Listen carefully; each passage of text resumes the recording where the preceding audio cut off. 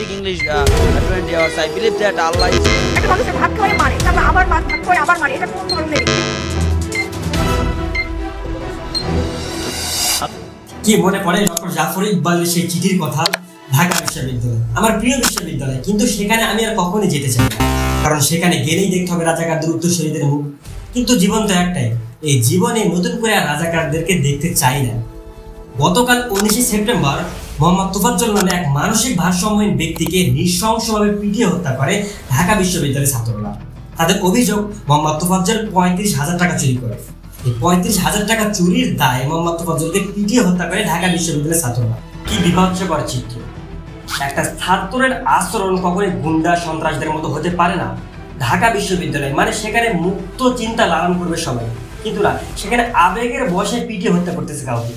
আপনি এভাবে মানে যে পয়সা শিক্ষা দেখিয়েছেন, আসলে আমরা ভুলে দেখেছি যেভাবে পিটিয়েছেন মানুষ সেভাবে মারে আসলে ভাই। এমন কথা হচ্ছে যে ভাই আমি হচ্ছে যে ওনাকে হচ্ছে যে জাস্ট শুধু আবেগের বসে আমার যে ফোনটা হারাইছে ভাই, মানে টিউশনি করে। কি হাস্যকর!